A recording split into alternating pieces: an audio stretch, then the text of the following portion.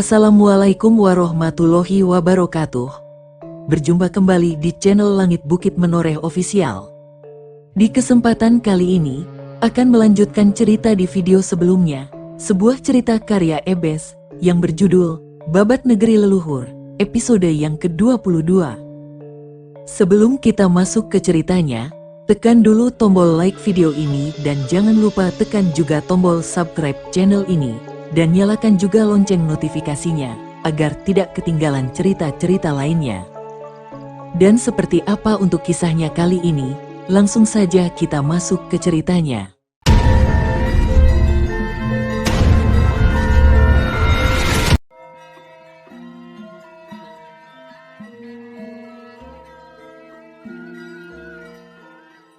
Panji Watugunung menoleh ke wajah Dewi Anggarawati dan mengecup mesra kening perempuan cantik itu.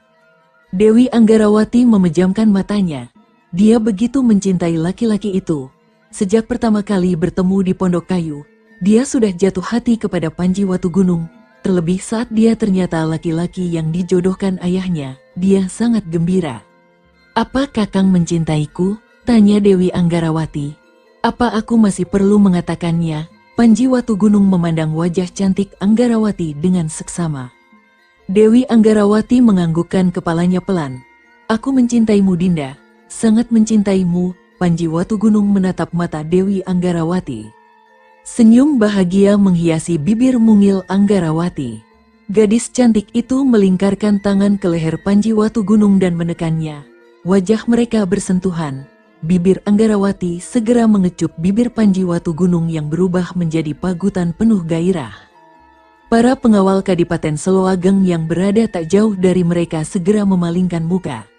Tiba-tiba Panji Watugunung segera melepas ciumannya. Anggarawati yang sedang bergairah ingin menciumnya lagi, tapi Panji Watugunung segera menggeser kepalanya. Alhasil hanya pelukan hangat yang terjadi. "Dinda, kita akan melakukannya saat malam pernikahan kita." Ucapan Watugunung bagai air telaga yang mengguyur gairah membara di hati gadis itu. Dewi Anggarawati tersenyum bahagia. Dia tidak marah. Dia tahu Panji Watugunung sangat menghargai kesucian seorang wanita. "Tak salah aku memilihnya. Dia tidak mudah tergoda nafsu dan bisa mengendalikan diri," batin Anggarawati bahagia. "Dinda, ayo kita kembali ke istana Kadipaten.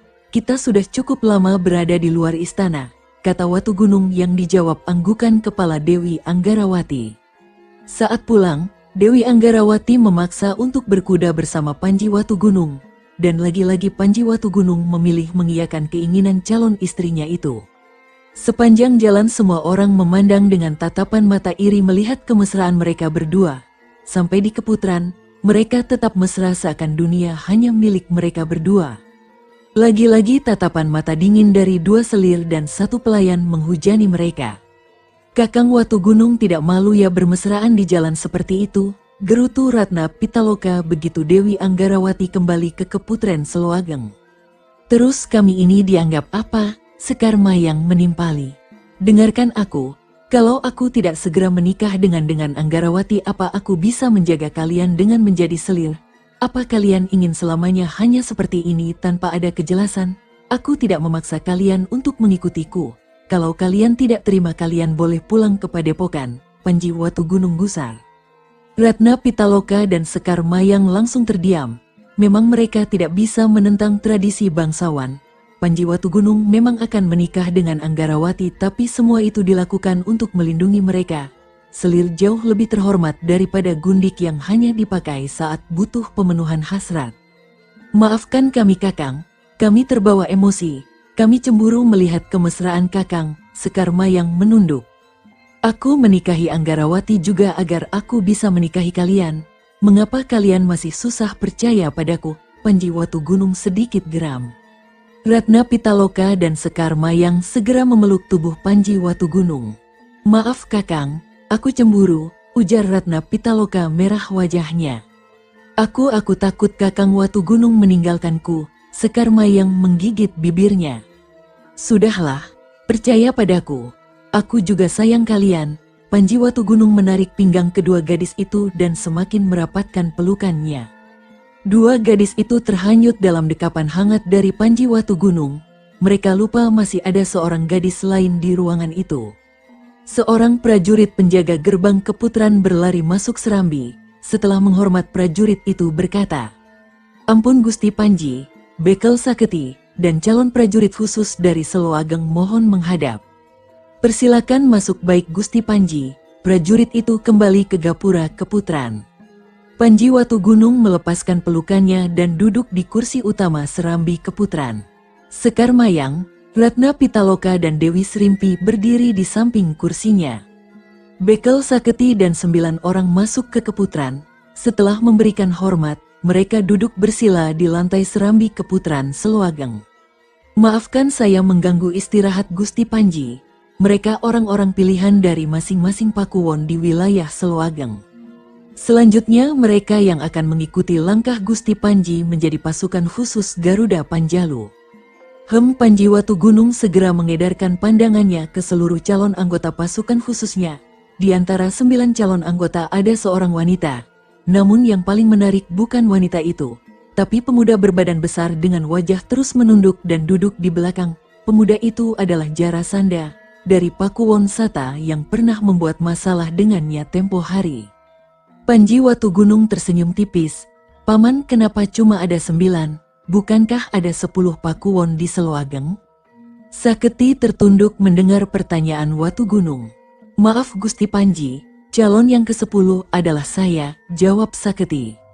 "Kalau Gusti Panji keberatan karena usia saya bisa mengerti," timpal Ki Saketi kemudian. "Hehehe Paman, kau ini ada-ada saja. Mana mungkin aku menolak Paman. Sedangkan dia saja diterima," kekeh Panji Watu Gunung sambil menunjuk Jarasandha. "Terima kasih Gusti Panji untuk kesempatannya. Saketi akan sekuat tenaga membantu Gusti Panji," ucap Saketi dengan mata berkaca-kaca. Dia begitu terharu Panji Watu Gunung masih menerimanya. "Jarasandha," panggil Watu Gunung. "Dek." Tubuh Jarasandha menggigil ketakutan. Dia benar-benar pasrah jika Panji Watu Gunung menolaknya karena masalah tempo hari. "Kau sudah siap untuk mati?" tanya Panji Watu Gunung. Jarasandha terkejut mendengar ucapan Panji Watu Gunung, tapi dengan menarik nafas dan berkata, "Untuk keamanan Panjalu, hamba siap Gusti Panji." "Bagus, tidak sia-sia aku Argamanik mengajarmu tempo hari." Jarasandha begitu lega mendengar kata-kata Panji Watu Gunung. Dia kagum pada jiwa besar kepala pasukan Garuda Panjalu wilayah selatan itu. "Paman, dan kalian semua, siapkan diri dan mental kalian. Mulai besok kita bertugas sebagai pasukan Garuda Panjalu." Panji Watu Gunung memberikan perintahnya. Semua orang di serambi keputran memberikan hormat kepada Panji Watu Gunung dan berkata, "Baik Gusti Panji." Lalu mereka mengundurkan diri dari keputran Selo Ageng.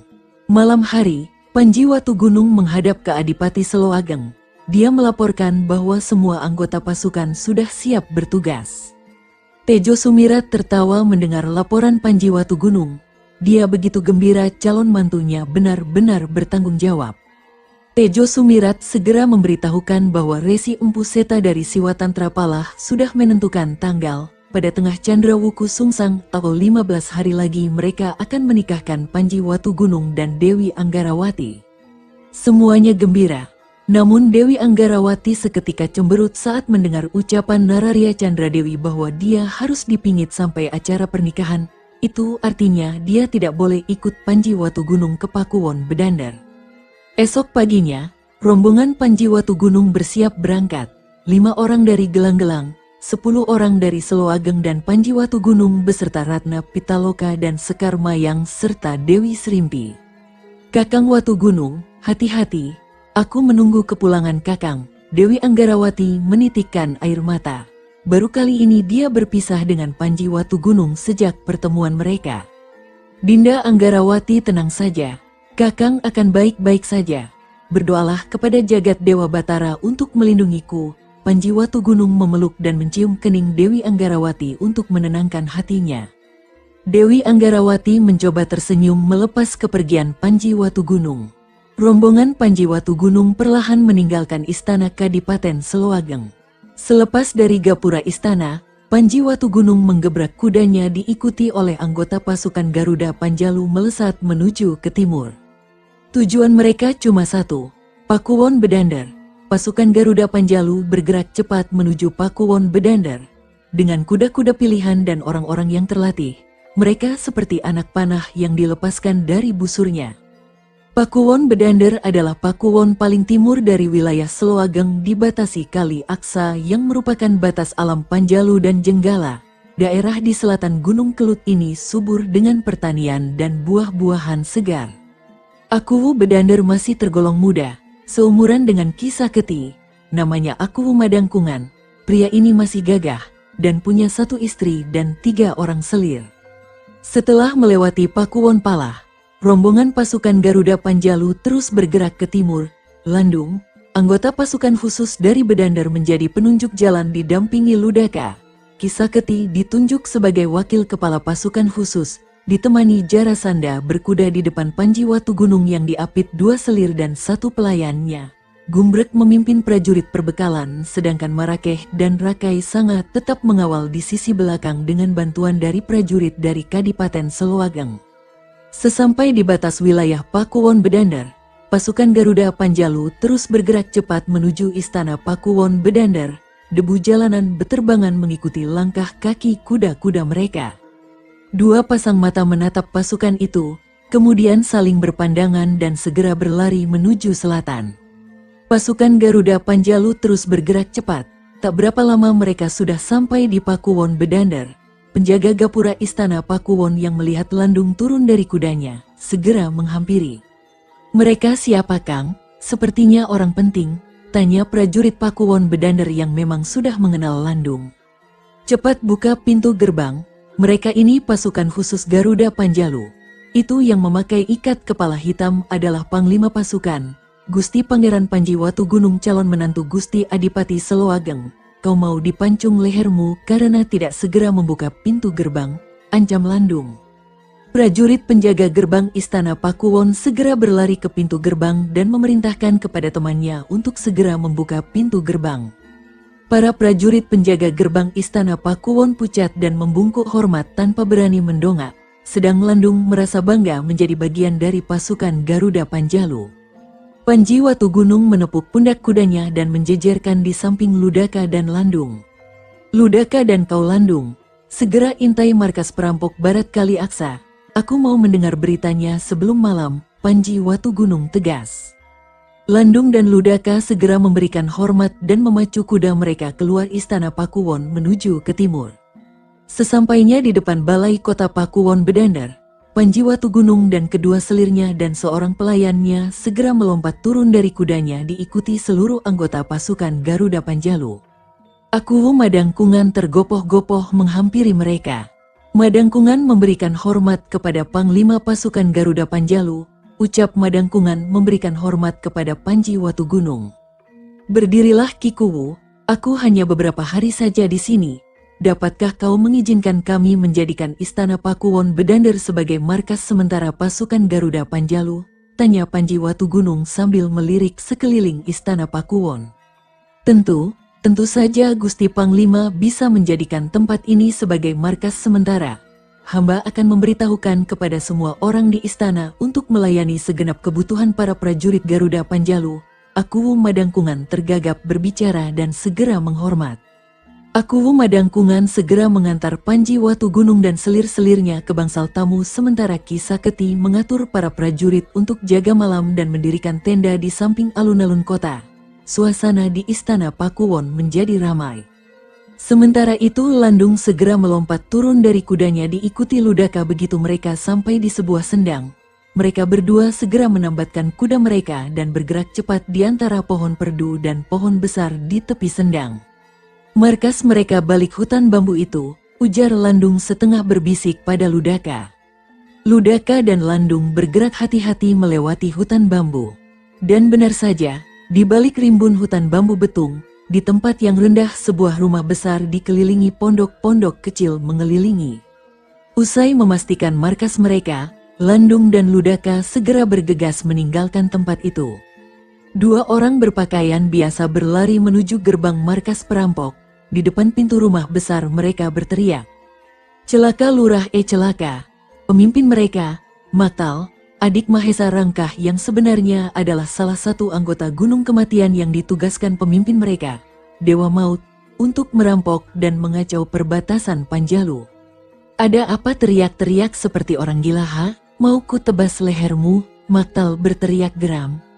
"Ampun Lurah ada berita penting Lurah itu di Istana Pakuwon," ujar seorang lelaki muda yang mengawasi gerakan Panji Watugunung dan pasukannya.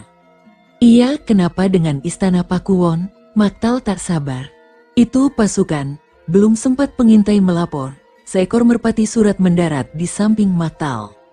Maktal bergegas mendekati merpati surat dan mengambil surat di kaki merpati itu. Wajah Maktal langsung berubah buruk setelah membaca pesan. "Hati-hati, pasukan Garuda Panjalu mulai bergerak."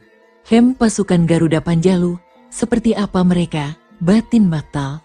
"Lurah pasukan ada di Istana Pakuwon Bedandar," ujar seorang pengintai. "Aku sudah tahu, jangan berisik," ujar Maktal sambil mengibaskan tangannya. Dua pengintai saling pandang mendengar perkataan pemimpinnya. Malam mulai menjelang di Pakuwon Bedandar. Gerimis rintik-rintik mulai turun di Istana Pakuwon Bedandar. Landung dan Ludaka menghadap Panji Watugunung di bangsal tamu. Ki Saketi juga mendampingi, selain Ratna Pitaloka dan Sekar Mayang tentunya.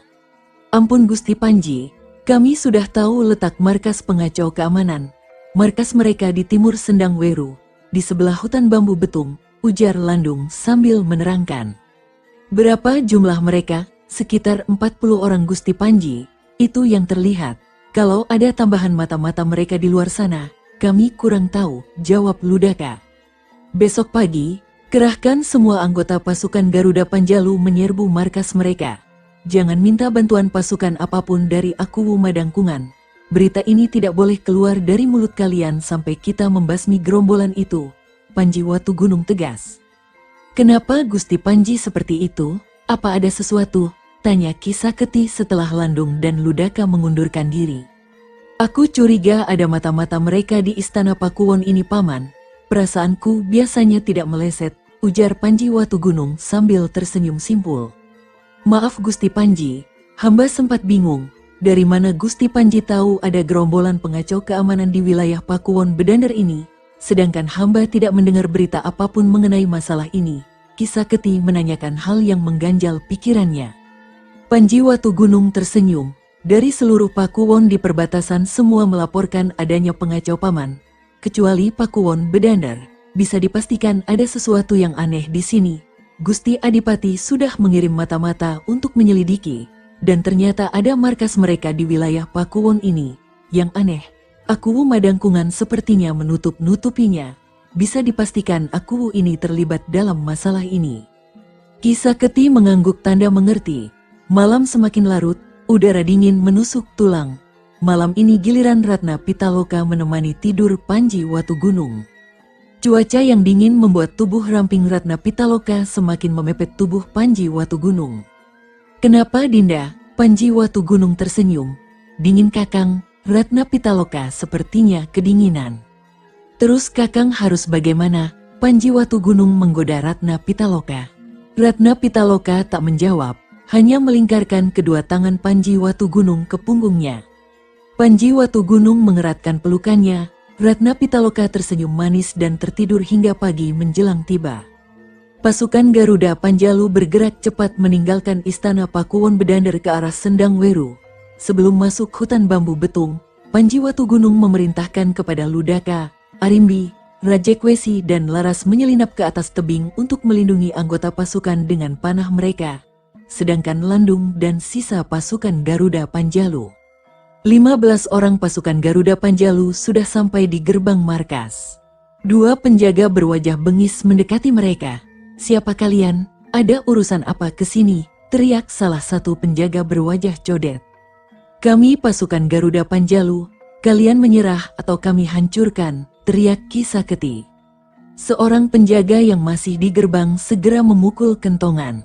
Gerbang terbuka dan puluhan orang berbaju hitam segera bermunculan dengan membawa senjata lengkap. Hanya beberapa orang dengan wanita mencoba menggertak kami. "Puh, kami tidak takut. Kawan-kawan, ayo kita bunuh mereka," teriak seorang penjaga gapura yang segera mencabut pedang dan melompat menyerang diikuti puluhan orang berbaju hitam. Landung segera mencabut pedangnya dan melompat dari atas kudanya menyongsong mereka. Dan seluruh prajurit pasukan Garuda Panjalu bergerak maju kecuali Panji Watugunung. Pertempuran sengit segera terjadi. Meski jumlah mereka lebih sedikit tapi pasukan Garuda Panjalu lebih unggul dalam kemampuan bela diri. Panah Arimbi, Rajekwesi, dan Laras segera melesat mengincar para pengacau keamanan itu. Ludaka melesat turun dari tebing tinggi dan menyabet leher salah seorang berbaju hitam. Ceresh, kepala orang itu menggelinding ke tanah. Diikuti jeritan memilukan dari seorang di sampingnya yang dihajar panah dari Arimbi. Jarasandha dengan kerisnya berhasil menusuk dada seorang penjaga. Penjaga itu tewas seketika. Sekar Mayang, Dewi Srimpi dan Kisaketi melompat ke arah gerombolan yang menyerang. Ratna Pitaloka bergerak cepat melompati pagar markas, menghajar wakil pimpinan pengacau. Pria bertubuh besar itu terjengkang dan segera bangkit, namun dalam beberapa jurus, pria itu tewas dengan tubuh hangus terkena pukulan tapak Dewa Api tingkat 3 dari Ratna Pitaloka. Maktal, pimpinan pengacau keamanan, yang juga berjuluk Setan Merah melesat mengincar Ratna Pitaloka namun belum sempat menyentuh. Sebuah bayangan berkelebat cepat layaknya kilat menghajar dadanya. Setan Merah terpelanting ke belakang. Kurang ajar, berani membokongku. Maktal mengusap darah yang keluar dari sudut bibirnya. Panji Watugunung melihat Maktal hendak menyerang Ratna Pitaloka yang sedang sibuk dikeroyok 3 petinggi markas. Berkelebat cepat menghadang Setan Merah dengan tendangan keras. Melihat Maktal terpelanting, Panji Watugunung tersenyum tipis. Kau yang mencoba membokong, kenapa menyalahkan orang lain? Keparat, jadi kau pimpinan pasukan tengik ini. Setan Merah mendelik tajam ke arah Panji Watugunung. Menyerahlah, mungkin kau masih bisa kuampuni, ucap Panji Watugunung segera. Jangan jumawa anak muda, aku Setan Merah dari Gunung Kematian tidak takut menghadapimu. Maktal mencabut pedangnya. Agaknya semua masalah keamanan perbatasan ini semua berkaitan dengan Gunung Kematian. Kalau mereka tidak segera ditumpas, gangguan keamanan ini akan terus berlanjut, batin Panji Watugunung. Majulah setan tua, akan kukirim kau menemui Mahesa Rangkah dan 4 setan hitam di neraka. Panji Watugunung segera menyiapkan kuda-kuda. Keparaat, ku bunuh kau. Setan Merah melesat cepat menyabetkan pedang ke arah leher Watugunung. Panji Watugunung yang tidak ingin berlama-lama bertarung, segera menggunakan ajian tameng wajah. Terang, pedang Setan Merah seperti menghantam baja keras. Saat membentur leher Panji Watugunung, tangan Setan Merah bergetar, rasanya sakit sekali. Setan Merah memutar tubuhnya dan menghantam dada Panji Watugunung dengan pukulan tapak kirinya yang dialiri tenaga dalam tinggi. Tapak setan, hiat, duar, ledakan keras terjadi. Asap mengepul dari pertemuan 2 tenaga dalam. Setan Merah yang tersenyum penuh kemenangan terkejut bukan main saat asap menghilang dan Panji Watugunung hanya tersenyum tipis di sana. Sekarang giliranku, usai berkata, Panji Watugunung seolah menghilang dari pandangan. Setan Merah yang kebingungan, hanya bisa terkejut saat Panji Watugunung muncul di hadapannya dan memukul dada Setan Merah dengan tapak berwarna merah. Tapak Dewa Api tingkat 5. Hiat, duar, belam. Setan Merah terpelanting ke belakang dengan dada gosong akibat kerasnya pukulan Watugunung yang mengandung hawa panas. Tubuh lelaki itu tewas tanpa bersuara. Anak buah Setan Merah semuanya terbunuh. Arimbi, Rajekwesi dan Laras melompat turun ke bawah. Anggota pasukan Garuda Panjalu tewas 1 orang dan beberapa ada yang terluka. 2 pasang mata pengintai yang melihat pertarungan dari jarak jauh bergidik ngeri melihat keganasan pasukan Garuda Panjalu. Mereka segera berlari meninggalkan tempat itu. Mereka benar-benar ganas, Kang. Kita harus cepat, ujar seorang pengintai. Pengintai satunya mengangguk sambil mempercepat larinya. Benar, mereka seperti pemburu dari neraka yang tiada ampun membantai lawan. 2 orang pengintai itu terus berlari. Begitu sampai pada kuda mereka yang ditambatkan pada pohon di tepi hutan, mereka segera melompat ke atas kuda mereka dan memacu kudanya untuk keluar dari Pakuwon Bedandar. Di utara Siwatantra Palah, mereka berhenti. dan berjalan kaki menuju sebuah rumah di balik pepohonan. Seorang kakek tua dan seorang lelaki muda tampak di sana. "Katiwasan Ki, Maktal tewas dibantai," ujar seorang pengintai melapor kepada kakek tua berjenggot panjang itu. "Apa? Bagaimana bisa setan merah dibantai?" ujar kakek tua setengah tak percaya. Lalu dua orang pengintai itu menceritakan tentang pasukan kejam yang membantai seluruh anak buah setan merah tanpa ampun. Pasukan prajurit, bagaimana bisa sehebat itu?" ujar kakek tua berjenggot panjang. "Mereka dipimpin seorang lelaki muda Ki, sepertinya bangsawan dilihat dari cara berpakaian, tapi kemampuan kanuragannya luar biasa. Maktal tewas hanya dengan 5 jurus saja." Pengintai itu menceritakan kejadian yang menewaskan setan merah. "Siapa bangsawan ini? Kalau setan merah sampai tewas dengan 5 jurus, berarti kemampuannya setara dengan Dewa Maut. Ini gawat. Kalian terus intai pergerakan mereka, dan cepat lapor jika ada hal penting," kakek tua berjenggot panjang gugup. "Siap Ki, kami pamit dulu." Dua orang pengintai bergegas meninggalkan tempat itu. "Balasambu, segera laporkan hal ini ke markas besar. Aku khawatir pasukan itu memburu kegiatan yang kita lakukan," perintah kakek tua berjenggot panjang pada pemuda yang bernama Balasambu. Balasambu menghormat pada kakek tua itu dan melompat ke atas kudanya, melesat cepat meninggalkan Pakuwon Palah menuju utara. Siapa sebenarnya pemuda bangsawan ini? Kalau dia mampu membunuh setan merah dengan 5 jurus, dia pasti pendekar dunia persilatan. Tapi tidak ada pendekar muda yang hebat akhir-akhir ini, kecuali... Ribuan pertanyaan memenuhi otak kakek tua berjenggot panjang itu. Sementara itu, pasukan Garuda Panjalu mengumpulkan semua mayat-mayat di rumah besar dan membakar markas itu. Harta dari hasil perampokan mereka telah dikumpulkan Gumbrek dan 3 orang teman yang menjadi bawahannya. Selembar kain surat diberikan kepada Panji Watugunung. Sedangkan mayat salah satu anggota mereka kubur di sebelah luar markas. Setelah memastikan markas itu terbakar habis, pasukan Garuda Panjalu meninggalkan tempat itu dan kembali ke istana Pakuwon Bedandar. Akuwu Madangkungan segera menyambut mereka. Para prajurit yang terluka segera mendapat pengobatan dari para tabib istana Pakuwon Bedandar, semakin menambah kecurigaan terhadap Akuwu Madangkungan. Ki Saketi yang memahami ekspresi wajah Panji Watugunung segera bergegas meminta Jarasanda, Landung dan Ludaka keluar istana Pakuwon Bedandar mengamati sekeliling istana dan orang-orang yang mencurigakan. "Kalian jangan sampai ketahuan mengamati situasi sekeliling istana Pakuwon. Bisa-bisa rencana kita gagal untuk mengungkapkan kebusukan Akuwu Madangkungan." "Baik Ki," ujar Ludaka. Landung dan Jarasanda kompak. Mereka segera bergegas keluar istana Pakuwon dengan alasan ingin melihat keramaian kota. Panji Watugunung berbisik pada Dewi Srimpi untuk menyiapkan penawar racun. Gadis bercadar hitam itu mengangguk dan segera menghilang ke dalam kamar untuk membuat obat. Ratna Pitaloka dan Sekar Mayang diminta bergaul dengan istri Madangkungan dan selir-selirnya sambil mengamati situasi di dalam istana Pakuwon Bedandar. Gumbrek yang mengurus perbekalan mendapat perintah untuk memancing Madangkungan melihat harta dari markas setan merah.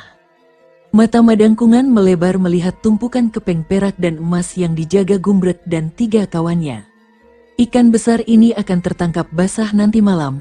Panji Watugunung tersenyum melihat tingkah Akuwu Madangkungan. Menjelang senja, semua pembawa laporan berkumpul di tenda perbekalan. "Gusti Panji, beberapa tempat di sekitar istana Pakuwon Bedandar ini mencurigakan. Di sebelah utara tembok istana, sepertinya ada jalan tembus yang disamarkan dengan tumpukan kayu," laporan Ludaka. Semenjak pulang dari markas pengacau, setidaknya ada 5 orang yang terus mengamati kegiatan di istana. Jarasanda menimpali. "Rupanya begitu kelakuannya," ujar Watugunung sambil tersenyum simpul. "Kelihatannya aku butuh banyak uang." Kakang Watugunung, selir-selirnya semuanya berpakaian serba mahal dan berganti perhiasan di pagi dan sore hari. Ratna Pitaloka membuat semua orang terpana kecuali Panji Watugunung dan Sekar Mayang.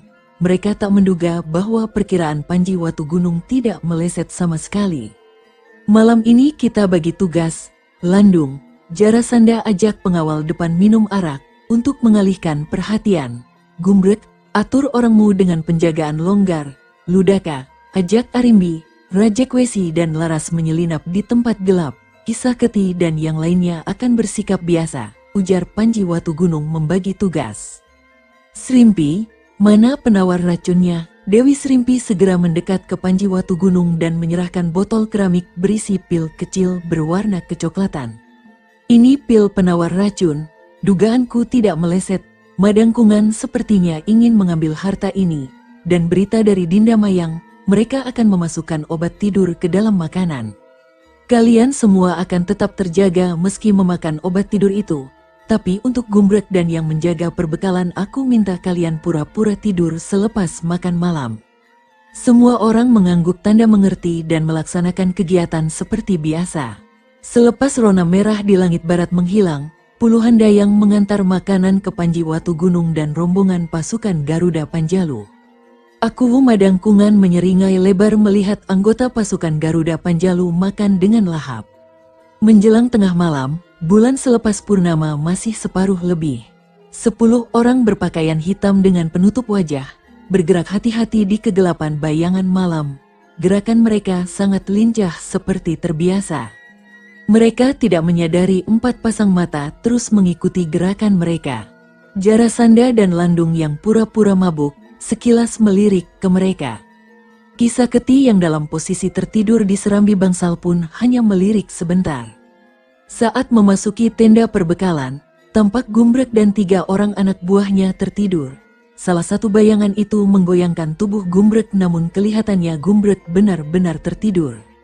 Hahaha dasar prajurit bodoh, gampang sekali mereka dikalahkan.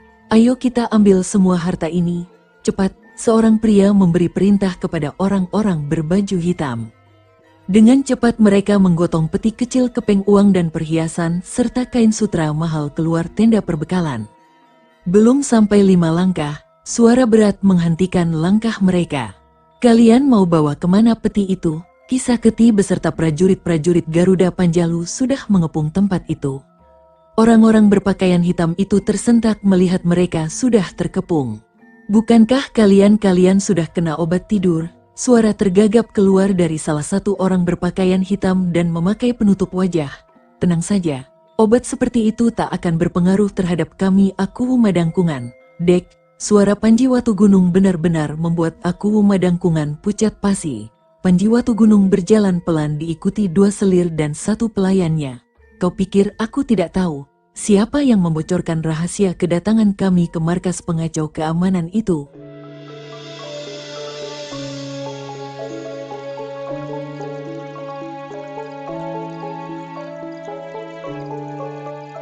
Sahabat pendengar setia Langit Bukit Menoreh ofisial yang berbahagia, sampai di sini dulu ceritanya.